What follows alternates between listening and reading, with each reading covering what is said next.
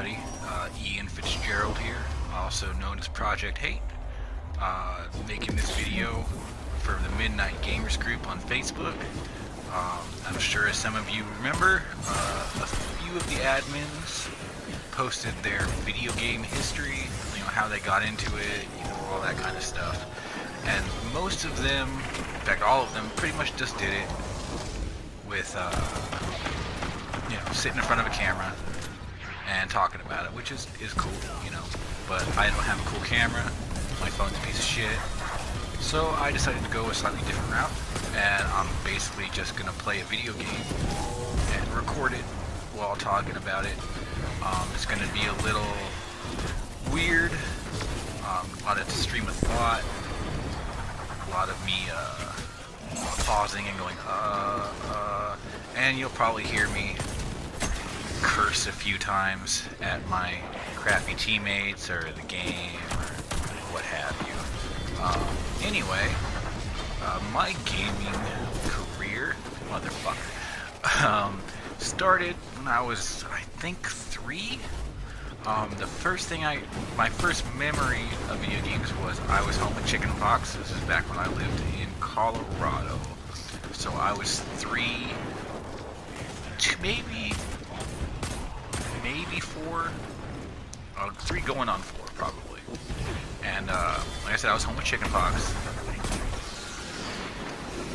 And my mom came home from work one day, and I met her in front of the house or in the garage, and she pulled out a box that was a Nintendo Entertainment System. He's messaged me. A Nintendo Entertainment System that came with the Super Mario Brothers Duck Hunt combination cartridge. What do you call it? Light gun. And she also got me a copy of Super Mario Brothers 3. And so I got to spend about a week at home with that, chickenpox, and I fell in love pretty much immediately, man. Like, I spent hours trying to shoot that fucking dog in Duck Hunt, trying to find the best, most efficient route through the Mario games with, because you could skip ahead in levels and shit. Trying to find every little secret, all that shit. And I had a bunch of other games over time too. One that I remember fairly well was a game called Stuntman for the NES. And it's not to be confused with the PS2 games. It's no relation whatsoever. But this game came in a golden cartridge, much like Zelda. But unlike Zelda, it was one of the only NES games that had an actual, built-in save feature, where instead of using long-ass codes to save the game, there was a battery in the cartridge and a switch on the back of it, and if you switched it on and then started playing it, you could actually save your progress and pick up where you left off. It wasn't perfect because I believe if you switched it off at any point, turned it off, it would wipe everything that was on it. And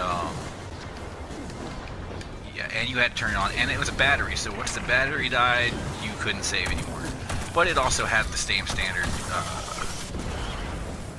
code system that most games back then had, if they had a save feature at all. So, you could still save. But I just thought that was cool as hell. The game itself was okay. It was kind of your standard side-scrolling shooter kind of game. Kind of tried to be Contra, didn't quite live up to that, but I played the shit out of the game. It was really pretty, it was really well, visually put together. And I just remembered that game really well. And, I played some of the classics too. Battletoads I remember really well. Ninja Gaiden, all that, I had fun with the NES. Then, alright, so fast forward to, I want to say I was 6, and I don't know why or how, but I ended up with a Genesis, and a copy of Mortal Kombat, and I believe, Ys 3? Ys or Wyatt, however you pronounce it, the RPG series. Um, and from there, I was pretty much a Sega boy. I love my Genesis. Played the shit out of it. My favorite thing was in Mortal Kombat, the first one. Unlike the SNES version, you could actually turn on the blood, gore, and proper fatalities and shit. I still remember the code when the copyright screen pops up, ABAC and you'd hear the dun dun dun or whatever the sound effect, and all the text would turn from white to red, and you knew that you had turned the real Mortal Kombat on, and that shit blew my fucking mind, man. I loved the fuck out of some Mortal Kombat. God damn it. Alright. And like beyond that, with the Genesis, it was pretty much mostly Mortal Kombat. I was obsessed with Mortal Kombat and fighting games in general on the Genesis. That I played, what was it, Primal Rage, the one with the dinosaurs a lot. Not really the best game, like really, but it was fun. Like when you got to kill shit as a dinosaur. Who doesn't want to fucking do that at 6 years old? Come on. Then moving forward, I don't know how old I was. I'm bad at remembering ages and dates, by the way, so I don't fucking know. But I got a, what the fuck? I got a, what do you call it? PlayStation. Actually, originally, I rented, this is back in the day where you could rent, when Blockbuster was the thing, and you could rent consoles from them. I rented a Saturn, and I liked it. But one of the two games that I rented with it, which I think was actually Panzer Dragoon, when I got it, it was fucking broken. Like the disc was shattered. And the other game I got for it, I don't even remember. I didn't really like it that much. I remember that. And so it just kind of left a sour taste in my mouth. So I ended up getting a PlayStation. And, you know, as much of a Sega fan as I am and was and am, probably the better choice, given the history of those consoles. But I got a PlayStation with Crash Bandicoot, Mortal Kombat 4, I think. I don't know if that was out. Yeah, that wasn't launched. No, I didn't get Mortal Kombat 4 yet. I got a PlayStation with Battle Arena Toshinden, Ridge Racer, and Total Eclipse Turbo, which, if you remember, remembers Total Eclipse, it was basically like a 3D bullet hell game, and it was fun. It didn't have a lot of longevity to it, but it was fun. And from there, I moved on to like Tekken and fucking Mortal Kombat 4, fucking.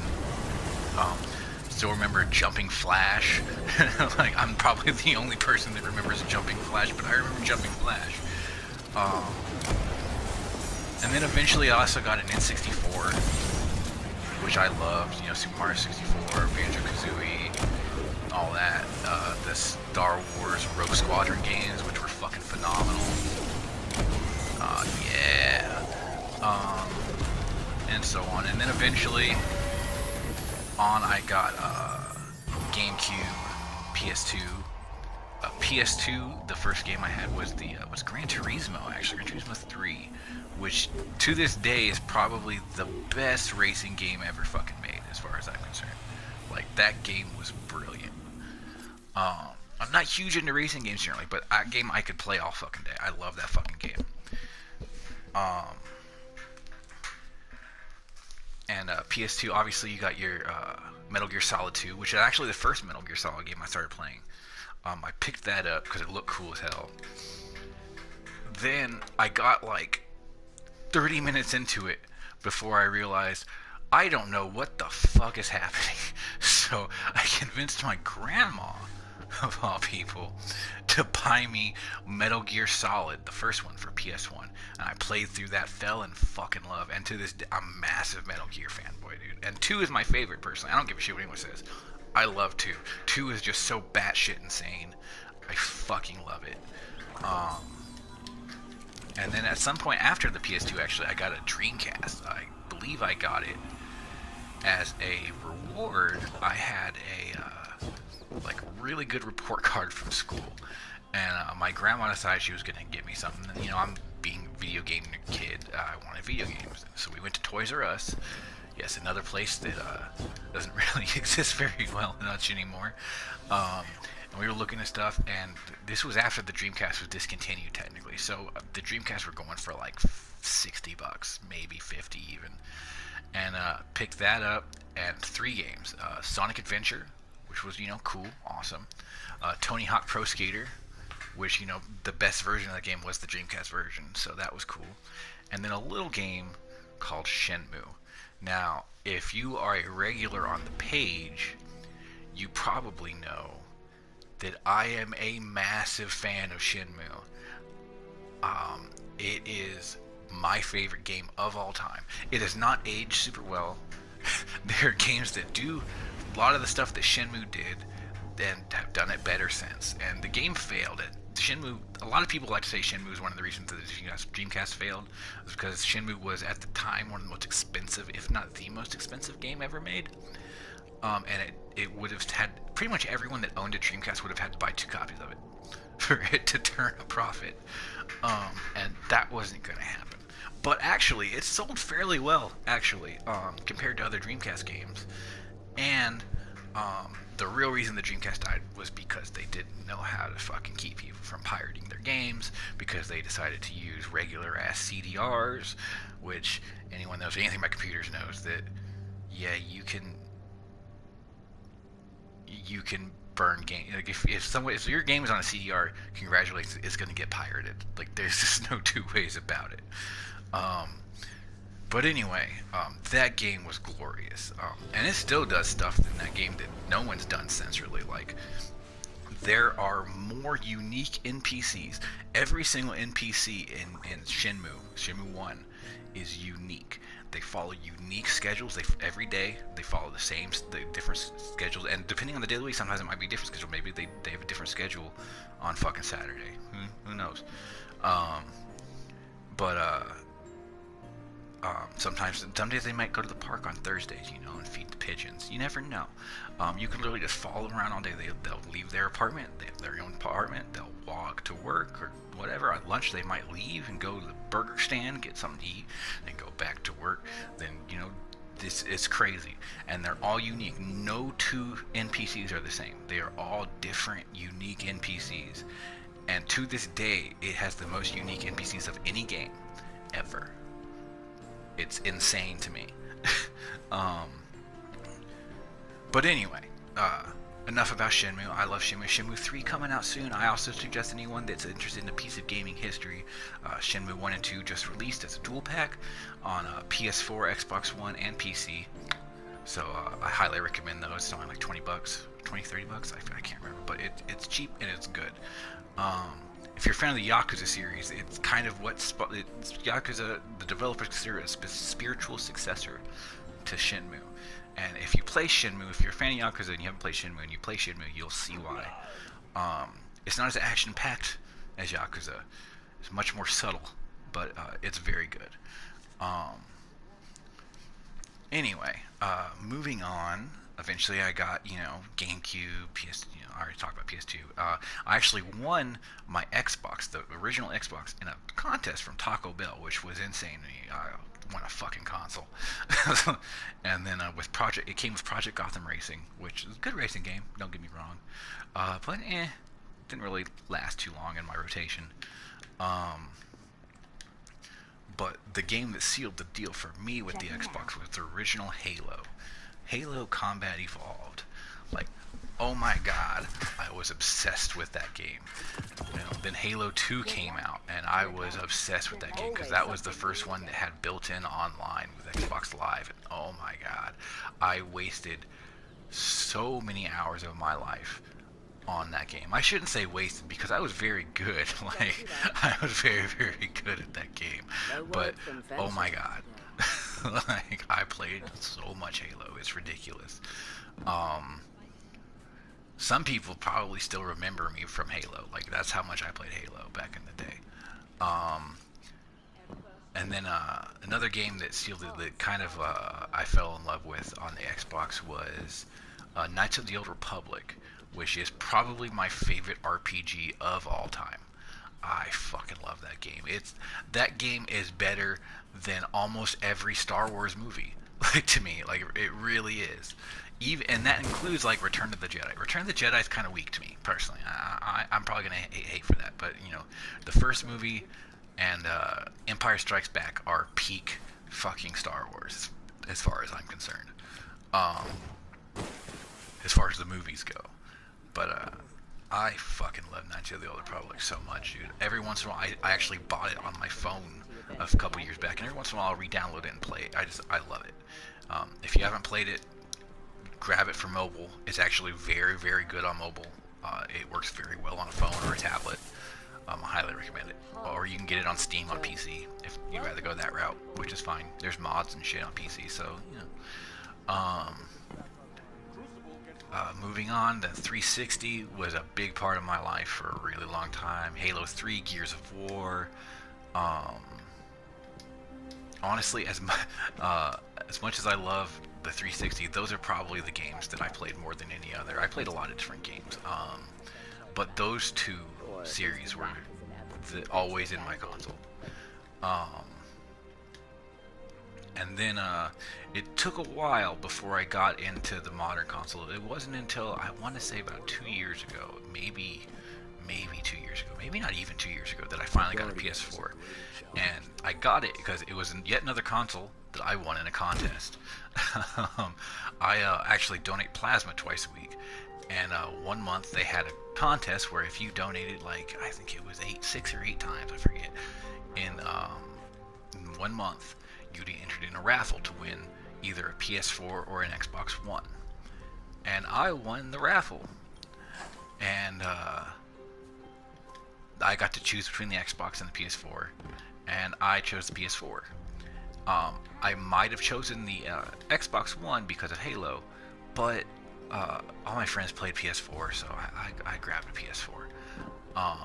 And I am in love with it. I wish their online network was a little better, but other than that, I love my PS4. You know, and I don't really think I need to go into the games on PS4 that I love, because everyone knows the games on PS4. Everyone knows the good ones. You know, so, yeah, that's pretty much it. I'm sure there's more that I could talk about that I left out. But like I said, this is all train of thought. I didn't really put anything together. I just decided on a whim to do this. And that's about it. Yeah, I might do another one if I think of some more stuff that I missed, and do a follow-up or something. But for now, I think that's going to be it. I think that's good enough for just deciding to do this randomly. Anyway, have a good one, Midnight Gamers. I love you, even though I hate you. And, yeah, take it easy.